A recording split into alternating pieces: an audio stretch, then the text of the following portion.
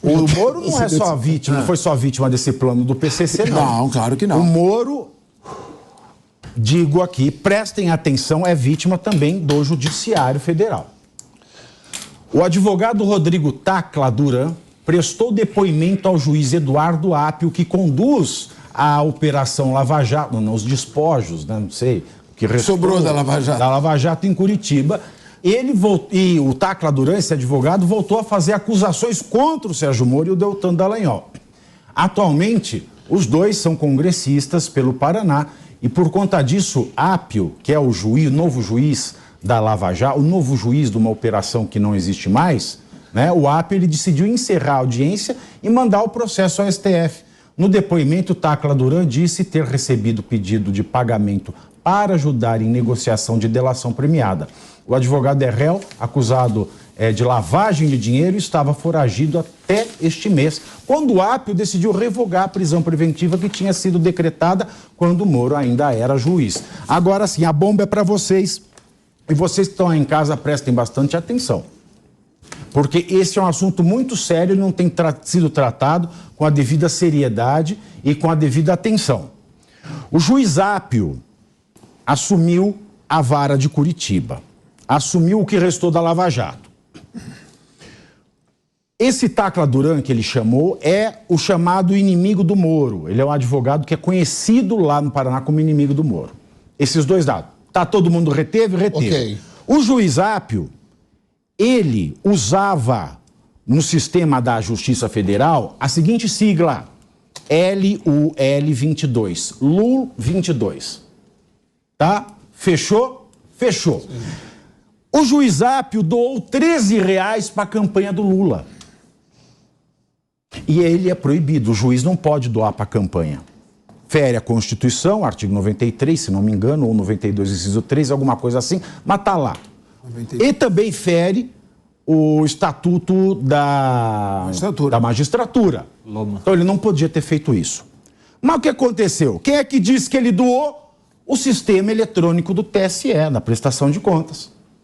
Aí ele falou, não, tá errado.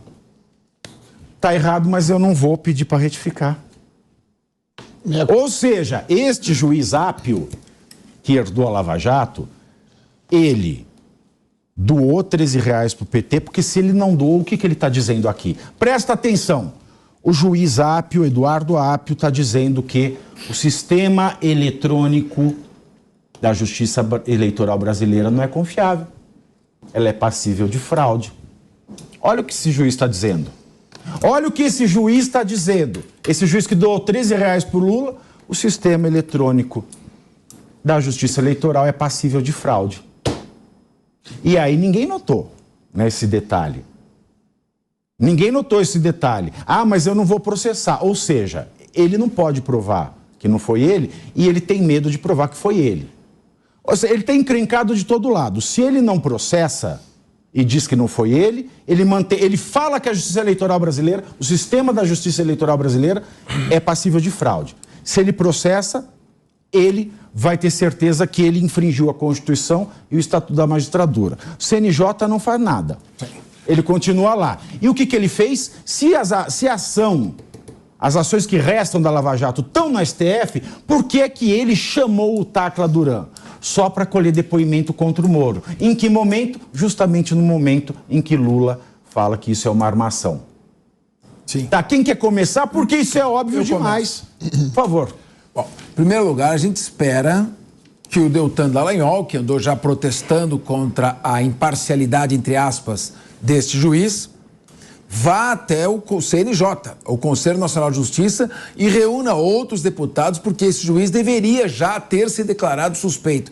Ele já deveria ter declinado da sua atividade, porque na magistratura não basta ser imparcial, é preciso parecer imparcial. É necessário que as partes confiem nessa imparcialidade. E o Poder Judiciário já vem bastante desgastado por força do Supremo Tribunal Federal, de todas as coisas que têm acontecido recentemente, por conta da inversão total que foi dada na Lava Jato. Primeiro, os mesmos ministros que estavam apoiando firmemente as ações do Sérgio Moro, de repente anularam tudo. Então, tudo isso cria uma falta de confiança na justiça muito grande.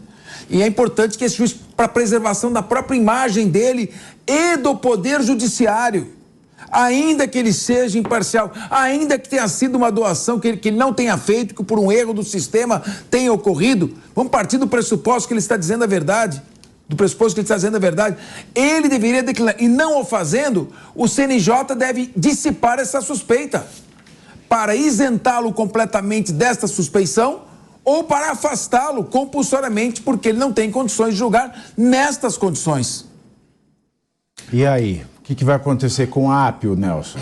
Tem algumas coisas interessantes. E ainda, Apio. Tem algumas coisas interessantes aqui, né? Apio. Primeiro, tá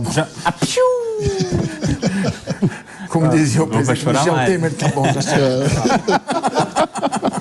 Tem algumas coisas interessantes aqui, né? Primeiro, provavelmente ele já sabia que esse advogado, que nesse caso não está sendo interrogado como advogado, mas como um réu, que ele já faria esses depoimentos contra o ex-juiz Sérgio Moro e contra o Deltan Dallagnol. Então, ele já não deveria ser o juiz dessa audiência, ele já não deveria ser o juiz a tomar este depoimento. Sabendo que há uma acusação contra hoje senador e contra um deputado federal, ele já deveria ter remetido ao Supremo Tribunal Federal antes mesmo deste depoimento. Está errado.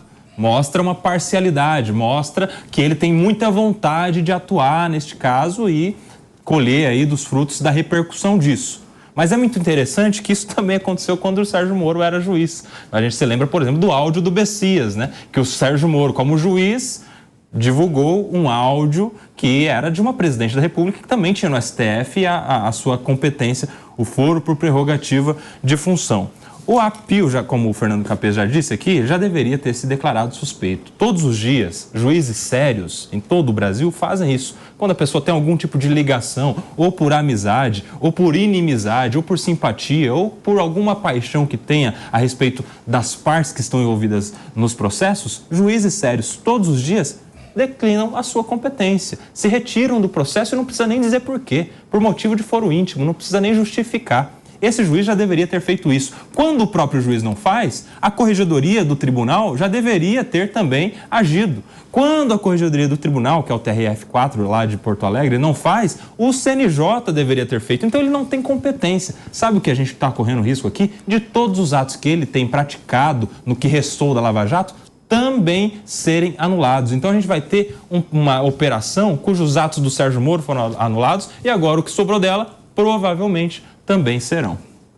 Professor Marcelo Suano, não é muito estranha essa movimentação? Não me parece. Muito estranha, não. Ele deu todas as bandeiras.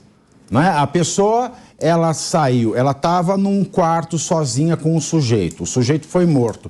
Ele sai daquele quarto com faca e todo sujo de sangue, sem uma escoriação de luta corporal, não é evidência demais. Mas foi ele. É muita evidência, mas eu não sei se isso é suficiente para incriminar alguém. Você que é um criminalista pode dizer. No Brasil, vamos imaginar, ele não quebrou a cadeira do lugar. Se quebrasse a cadeira aí... Mas vai... Olha, da minha perspectiva, eu sei que as pessoas criticam muito a Lava Jato. Porque por ilegalidades, por abusos que possam ter terem sido cometidos, melhor dizendo. Mas tem um dado, é o símbolo da Lava Jato que está sendo atacado. É o símbolo do combate à corrupção. Se o Moro cometeu alguns deslizes ou ilegalidades, é uma consideração, é uma questão. O símbolo não pode morrer. E é esse símbolo que estão matando. Não me parece que Sua Excelência, o atual juiz Apio ou Apio, não sei qual é a pronúncia correta do nome dele, tá? Se não me parece que ele seja ingênuo, está cometendo ou abrindo espaço para fogos que virão no futuro.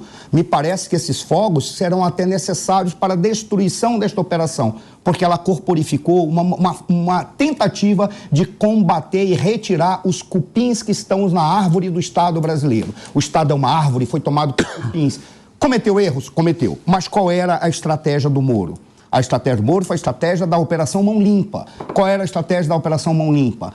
Eu vou criar alguns instrumentos que obriguem o criminoso a colaborar comigo, ou usar, era essa, e utilizarei a imprensa ou a mídia para trazer luz, porque quando você joga luz, os escorpiões acordam e saem correndo. Essa era a jogada. É uma estratégia interessante? É. Mas é legal. Mas daí você pode jogar o suco do cavalo. Mas espera aí, mas aí não é a questão de ser ilegal. É legal, Calma, deixa eu só concluir o raciocínio. Sim. Vamos, porque... Não, eu quero pegar carona no que o Nelson falou. Eu tô pensando no cavalo. Não, mas aí a questão é outra.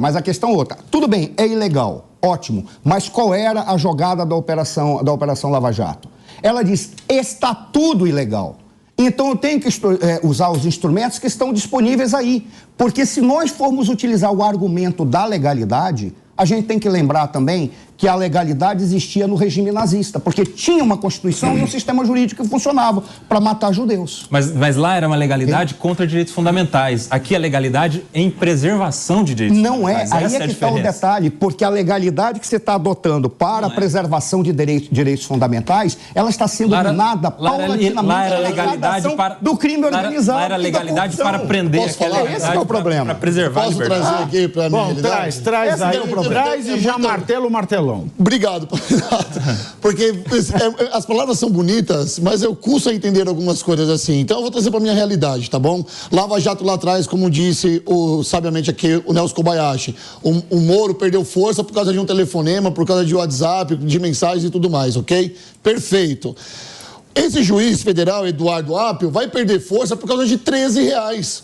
Como disse sabiamente aqui também o Fernando Capês, professor Capês, tem que parecer, não só parecer imparcial, tem que provar também que é imparcial. E quando ele começa já não auditando o que ele mesmo fez, ele já coloca ali uma culpinha, uma dúvida. Sabe qual é o problema? Vou falar para vocês. Uma fuga atrás da orelha das pessoas. O problema é o seguinte, o problema é que, infelizmente, ainda há muitos magistrados atravessando um problema vocacional.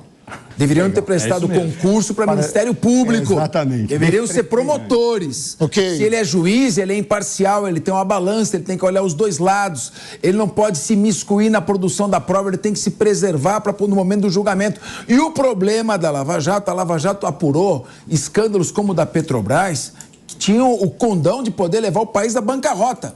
Porém, se perdeu no afã de o juiz ocupar o lugar do... Não, eu quero exatamente, eu quero... Mas deixa eu falar uma coisa. Deixa eu só trazer mais problema para o Kobayashi. Eu não sei, se cair um ponto no Ibope, ninguém mais fala. Se cair um ponto no Ibope, trazer mais um problema para o Kobayashi. Ele falou da questão da Dilma que foi gravada. A Dilma não foi gravada. Segundo consta, pelo que foi apresentado e depois as pessoas não ficaram contrapostas, é que a Dilma, ela entrou a reboque, quem estava sendo gravado era o criminoso. Segundo consta, foi isso que aconteceu. Mas se ela participa enfim, não é só essa a ilegalidade. É essa a questão. Se ela participa, ela já, teoricamente, está sendo gravada. Não, mas a questão é a seguinte... O que o povo quer saber é o seguinte, por que este juiz está fazendo isso? Deixa eu falar, olha só. Só uma observação. O doutor Mário Ferreira, advogado que nos acompanha, diz: esta banca de hoje está fantástica. Muito obrigado. Bom. Fantástico é o senhor Mário Ferreira. Mas vamos lá. Traduzindo aí, qual é essa legalidade que a gente estava discutindo aqui do Moro de forçar as pessoas a delatarem, a entregarem esquemas de corrupção? Ele tinha ali algumas empresas importantes participando, construtoras, né? As maiores construtoras. Então, o que ele fazia? Ele mandava prender, sem muita base, sem muito fundamento, sem muito indício de participação dessas pessoas. Para quê? Para que, uma vez preso, o cara esteja coagido a delatar. Não, prendeu todo mundo. Isso é a mais pura realidade. A Lava Jato, ela teve várias prisões mas foi injusta e prisão ilegais. As prisões ilegais. Muitas prisões ilegais nós tivemos na Lava Jato para forçar justamente as pessoas da delatar. Eu vou te dizer o que o povo... Nas prisões legais, né? Nas prisões legais, esses bandidos saem pela porta da frente... Cara, a gente tá vendo uma coisa... O que o Nelson está dizendo é o seguinte. O Nelson está dizendo o seguinte, olha só. Foram decretadas prisões contrariamente ao que dispõe o Código de Processo Penal, quando trata da prisão preventiva, contrariamente à jurisprudência, e pessoas presas eram chamadas à presença dos promotores que diziam: você vai falar ou vai voltar para lá? Você vai ficar, olha lá, o banho está gelado. Esse tipo de expediente pode ter sido eficiente, eficaz, deu resultado, mas acabou contaminando toda a prova da Lava Jato. Exatamente. Como eu havia prometido, caiu um ponto, eu mudo de Então assunto. pronto. Vamos lá. Querido, aqui quem manda é a audiência. Sempre. Vocês estão pensando que aqui quem manda é a audiência em primeiro lugar.